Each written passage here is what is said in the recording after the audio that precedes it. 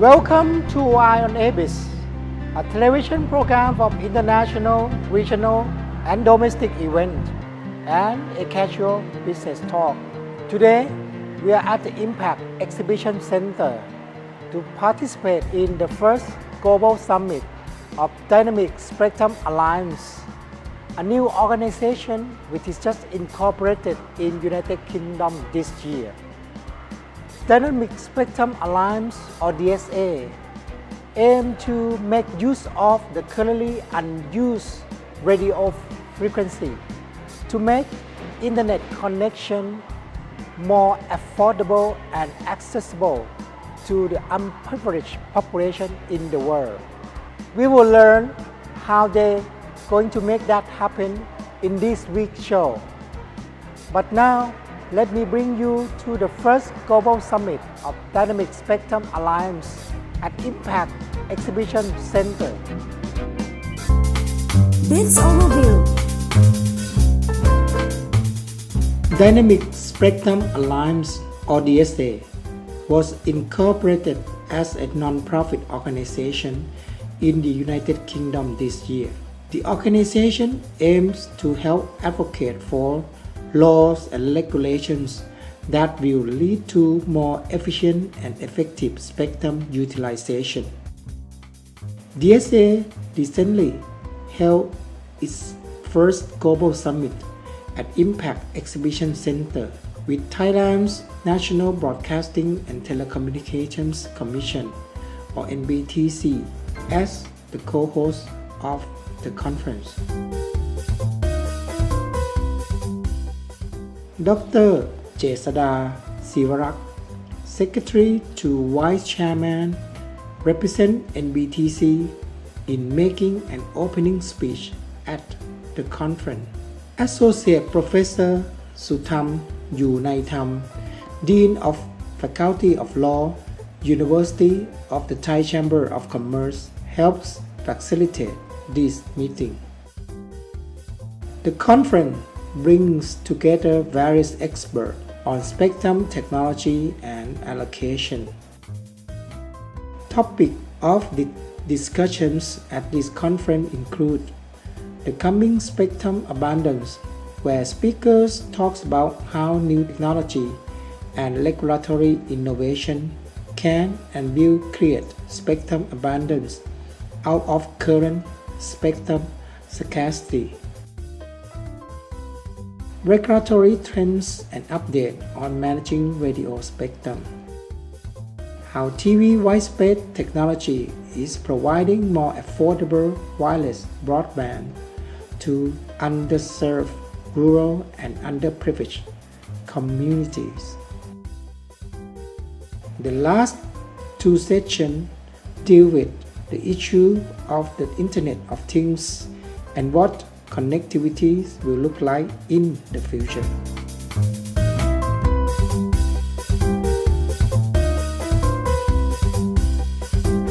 In the biz chat, I will talk to Paul Garnett, Director Technology Policy of Microsoft, who will tell us about DSA and the projects that DSA are doing in various parts of the world. Now let's join me in the biz chat.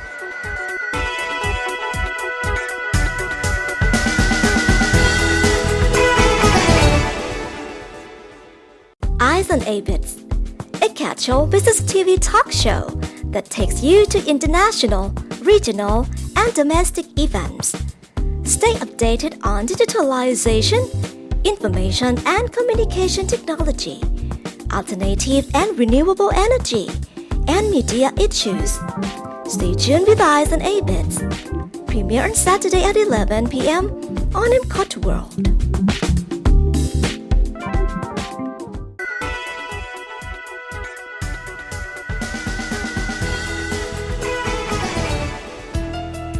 Chat.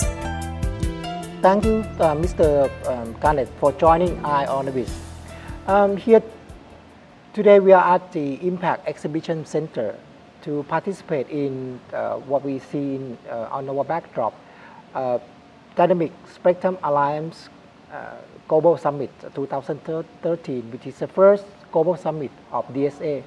Could you tell us a bit about your organization, how it was formed, and who are your major members?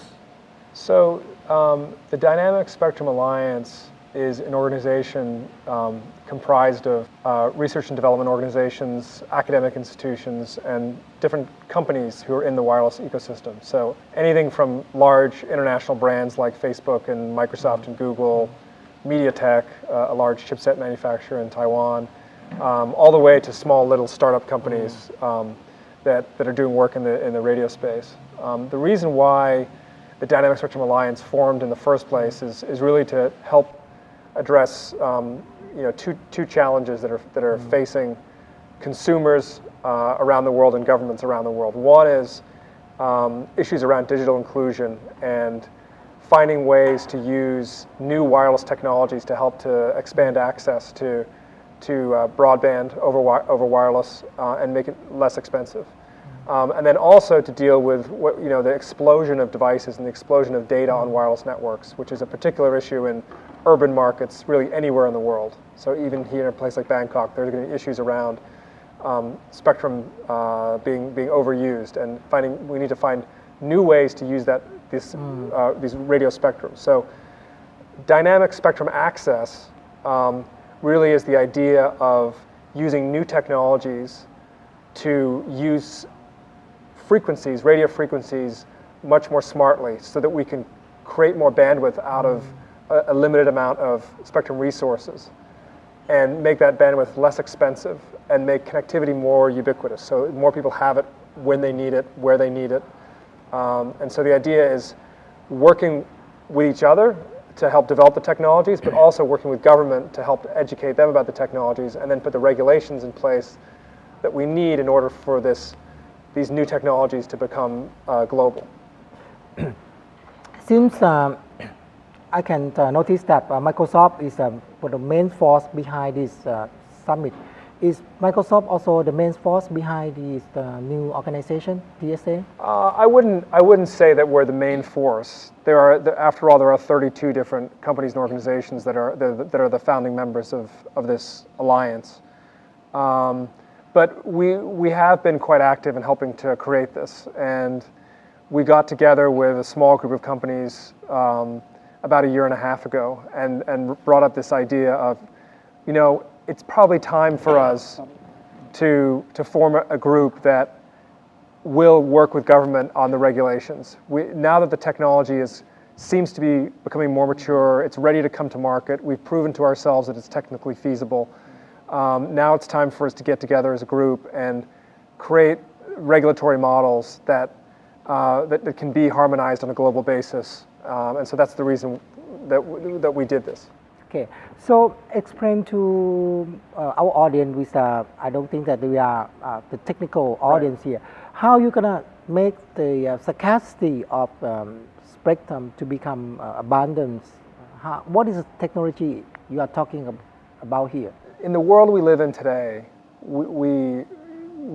broadband has become essential, right? I mean, people, for them to participate in the economy, for them to participate in society, internet access and broadband access is almost a given. People talk about it now as almost like a human right. And increasingly that broadband access is happening over wireless devices. So people are using their smartphones or their tablets or some other kind of wireless device to connect and connect to each other and use all of their social applications, Facebook, you name it, to interact with each other. And people are using those networks more and more. They're pushing more and more data on those networks. That's creating some real challenges. Traditionally, radio spectrum, or the frequencies, have been assigned to particular users for their exclusive use. And the problem is that you may have been assigned a spectrum, these frequencies, 40 or 50 years ago, but you don't really use them all that intensively. Now that might have worked just fine when people didn't really use wireless technology that much, but nowadays people use it so much that it's really taxing the system. So we have to come up with new ways to use these frequencies, new dynamic ways to gain access to these frequencies, so that we can basically turn what are very limited amounts of available frequencies to create broadband networks to increase the total available bandwidth. So the idea is we have these new technologies where radios, like smartphones, like laptops, like tablets, become smarter, and they can choose frequencies based on what the application is, what the particular need is. And they're not stuck using one frequency. They can use different types of frequencies for different kinds of connections. And that will require changes to regulations, and that's the reason why we've created this Dynamic Spectrum Alliance, so we can have that conversation with regulators to move forward on this. Mm-hmm. And I think we heard the terms white space a lot, which is, I believe that is part of the technology that will make spectrum more wider accessible. Can you explain this term to us? What is the white space? Well, the simplest way to think of white spaces is just any unused frequency. So think of the old TV, the old analog TVs that we had when we were kids, and you had the old knob on the TV, and you switched to one channel and you had the broadcast on that channel, and then you switch to the next channel and it's just the fuzz on the TV and there's nothing there. Think of that as white space. Any unused channel in the TV broadcast frequencies would be considered white spaces. And then not just in the TV bands, but any other frequencies. Any unused frequency, whether it's not been assigned to a particular user or it's just not being used at that particular time by someone who has a license. So that's white spaces. And so the idea is, can we use these new wireless technologies to gain access to these unused frequencies to deliver more bandwidth to customers when they need it and to reduce the cost of that access?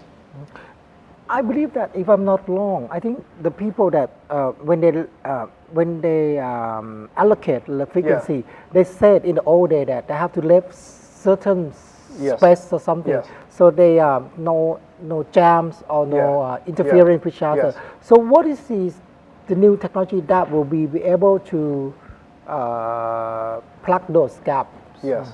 So traditionally in broadcast planning, so for broadcasters, there was a very large amount of frequency that was allocated for broadcast, and they were very high power. So you had really, really high power, so you could cover a large geographic area with your broadcast.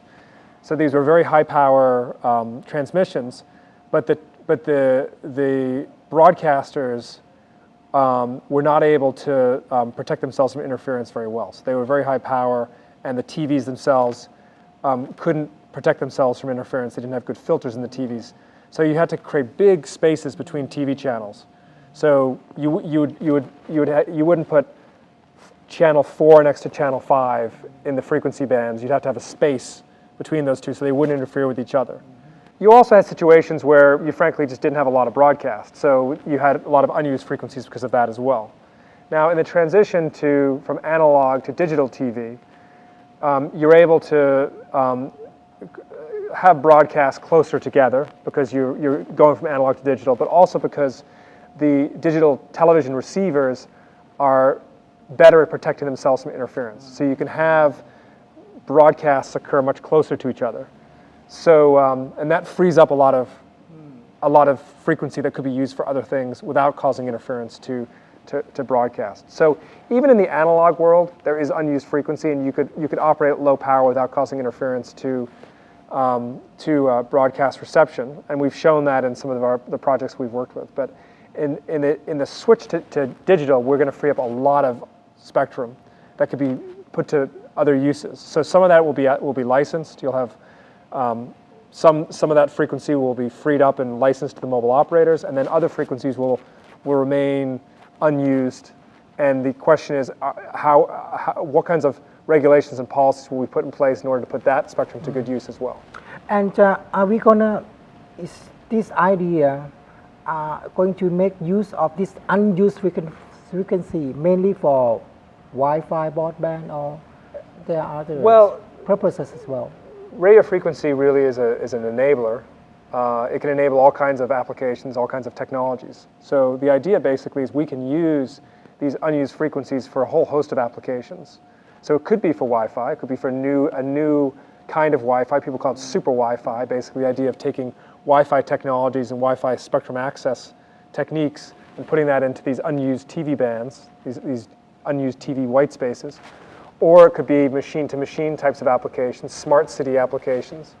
Or it could be something else we are not even thinking of right now. That could be something unexpected that we discover when we use these frequencies.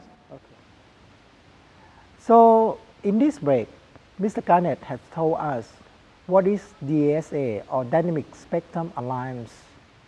In the next break, he will discuss more details about what the new organization is doing, and he will also discuss some of the pilot projects that DSA has been doing in different parts of the world.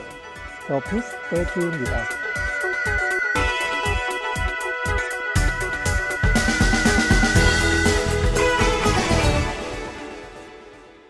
Eyes on ABITS, a casual business TV talk show that takes you to international, regional, and domestic events. Stay updated on digitalization, information and communication technology, alternative and renewable energy, and media issues. Stay tuned with Eyes on ABITS. Premiere on Saturday at 11 p.m. on MCOT World.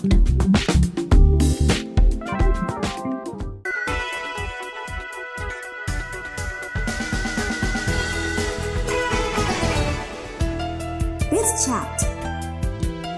So, Mr. Garnett, during lunch, we see some demonstration of Skype connection with at least Singapore and Tanzania. So we were told that that's your pilot location. Yeah. Tell us about what are you doing now in Singapore and Tanzania. Yeah, so very, very different projects because very different environments, right? So Singapore, just imagine think about the most, certainly among the most connected population in the world in terms of wireless connectivity.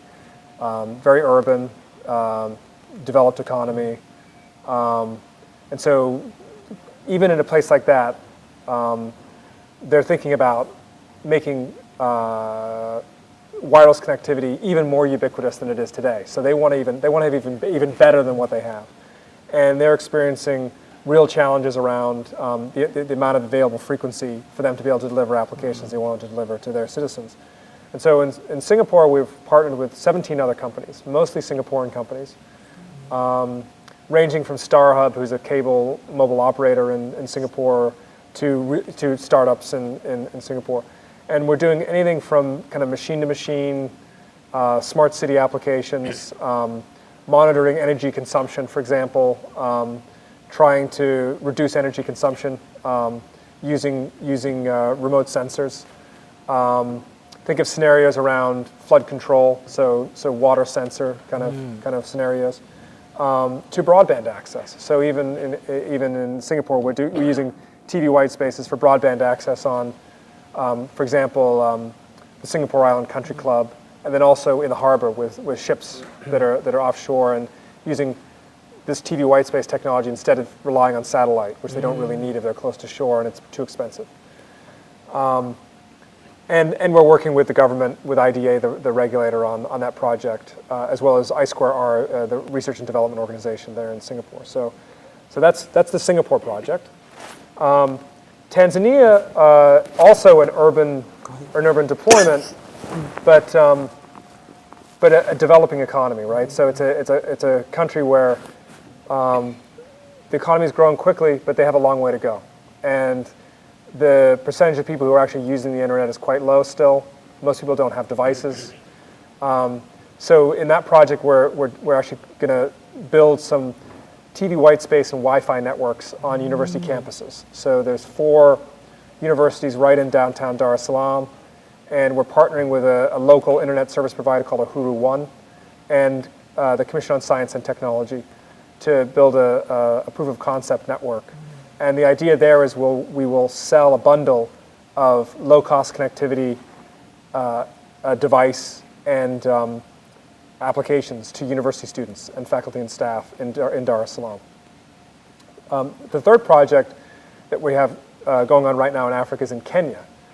Very different again. So in that project, called Mawingu, which means cloud in Swahili. We're delivering broadband access in rural areas. Now in Kenya, like in Tanzania, most people live in rural areas still, and most people do not have electricity where they live, so they're off the grid. So you can't deliver broadband access to rural areas in that part of Africa without also delivering them power. So the network we're building in Kenya is all solar powered. The base stations are solar powered, so the towers that create the broadband network are solar powered, and the end user locations are solar powered. So the idea basically is we have these what we call Mawingu agents who will be selling bandwidth, low-cost bandwidth, and charging. So someone will come to this location with a smartphone or a tablet or a laptop, and they will get their device charged up, and they will be able to buy bandwidth from this Mawingu agent. So it's a very unique project, and it's a very different approach to delivering broadband access, and it's quite innovative. And we're excited to be involved in all three projects. In Tanzania, we saw that the connection is with a very, I believe, a very rural area. So are you trying to tell us that using this new technology will make Wi-Fi broadband accessible to poor people? To the rural areas, yeah. Poor people in the rural areas. The idea basically is, can we deliver access? Can we deliver broadband access for people who live at the bottom of the pyramid in terms of income? So most people in rural areas in Kenya or Tanzania, they're not rich. They don't make a lot of money, and so, but they're not using the internet. And the biggest reason is because it's just not affordable to them. So can we work with partners in these countries to deliver really low-cost access, a tier of broadband access that sort of every person can afford? And so we hope that we'll be able to try that out in those markets and prove that it can be done.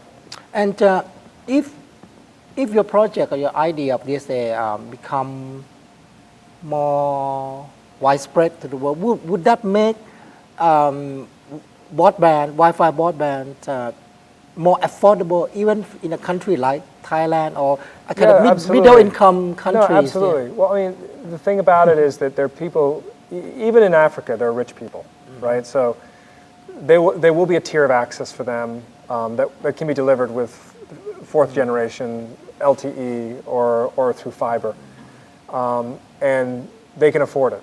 But there are also a lot of people in those countries who can't afford what's being delivered today, and we need to figure out a way to reduce the cost of access for them. And likewise, in a place like Thailand, I imagine that there are people who do not have a lot of money to spend on broadband access, and they use it very sparingly. So we have to figure out ways to get the people who cannot afford it as much, get them online, get them a part of the economy, get them part of society. You know, increase social inclusion, increase digital inclusion, increase economic inclusion, create opportunities for small businesses in a place like Thailand, so that the economy can grow, especially in places like rural areas or in lower income areas of even urban markets. I believe that in the DSA will have to work with government regulators. Yes. Have you been facing any resistance, not understanding about what are you doing in country? Yeah, absolutely. I wouldn't say it's necessarily resistance. I think it's a lack of understanding about what exactly is this technology, what can it do, what can it enable, and what sort of risks are involved in allowing it to happen. One of the concerns is interference to broadcast, and so there are legitimate concerns that allowing Wi-Fi-like access or unlicensed access in these unused frequencies in the TV bands will cause interference to digital television reception or even analog television reception.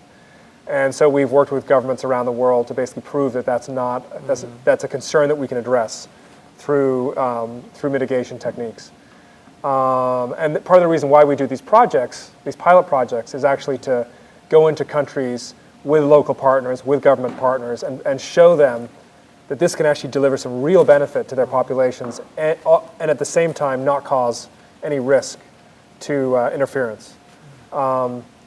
So I would say less resistance than it really is sort of lack of understanding initially, and that's why we're trying to engage with them, and that's why, in part, why we help to work with other companies to create this Dynamic Spectrum Alliance, so we can engage with governments and help to educate them so that they can actually understand it better and then move forward with the regulations that allow it to happen on a wider scale. In this conference, we heard a lot about the term Internet of Things. Yes. Can you put in simple terms, explain to us, what is this? So the Internet of Things, you think about increasing reliance on, instead of broadband being provided to the person, the idea is there increasingly will be devices that work on behalf of people. So think of remote sensor networks for agriculture. So maybe you have a sensor network that monitors water supply or monitors irrigation and better directs irrigation on the field so that you can grow more rice. Or you may have a sensor network in the canals in Bangkok that monitor water quality, so that the water quality can be improved here, and we can actually start using the canals. Or even more. monitor for the flood. For floods, for dengue fever or something like that, or different kinds of diseases. So you can have early warning. So those kinds of applications, smart city applications, monitoring the lights, CCTV camera networks, those kinds of scenarios, and the idea basically is more efficiently delivering services to the citizens, improving quality of life using these sensor networks, and the idea with Internet of Things is more and more of these kinds of wireless networks will be deployed, and there'll be more and more devices that will be connected to networks. And so the big challenge is how are we going to design networks, and how are we going to design spectrum policy and spectrum management in order to enable this to all happen. And has what you just said been operational in any places in the world? Or? Yeah, I mean, we are seeing more and more smart city applications being deployed around the world.